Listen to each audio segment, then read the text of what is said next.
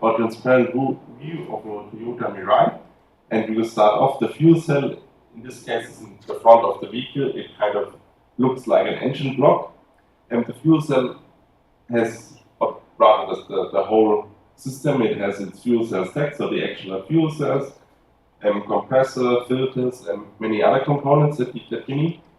And then hydrogen storage, you can see the Toyota Mirai has 3 different tanks located in the vehicle. You can see the different positions. This one is behind the rear axle, under the rear seats, and in the middle of the 2 front seats.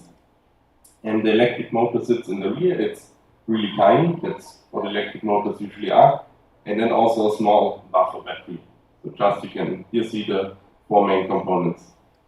Then the structure, to get a more schematic view compared to a BEV, it's quite similar. They both have an electric motor, and the electric motor gets supplied by electricity in case of the BEV, only from the battery. In case of the fuel cell vehicle, from the fuel cell, which gets its energy, or which gets its fuel from the hydrogen storage, and also has a small buffer battery to supply when you, for example, accelerate, because the fuel cell is not very dynamic.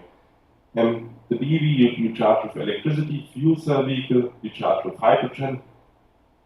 You could also make the fuel cell vehicle a plug-in hybrid, which you could also charge if you include a bigger battery, but most of them are the system where you only charge with hydrogen, or refuel rather. Now, some of the history. In 1966, GM already developed a first model. You can see it's this van, the range almost 200 kilometers, top speed 113 kilometers, but only 2 seats, only these 2 in the front, because in the rear they put all the tanks, all the things, because back then they didn't have these nice high pressure tanks that we have today. They only produced 1, and GM really never developed that technology further.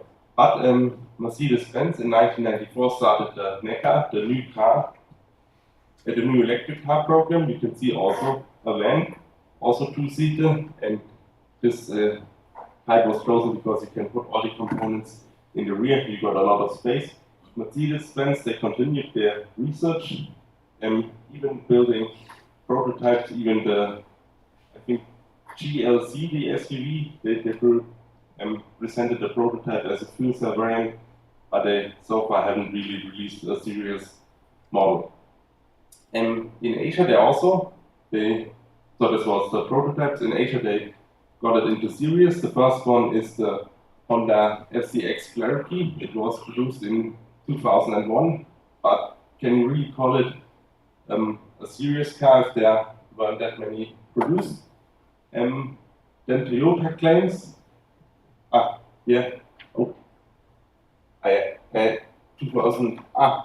one thing I forgot to mention, in 2001, the first 700 bar tanks, they were demonstrated, and those enable the FCEVs we see today to get quite nice ranges here. The Honda Clarity has a pretty good range, over 600 kilometers, but you need to, it's the old test cycle, so in reality probably 400 to 500 kilometers of range, but very respectable.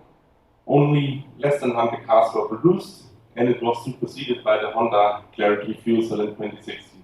Toyota introduced their Mirai in 2014. They sometimes like to claim that they produced the first serious model. I mean, with the Honda we can debate if that's really a serious model,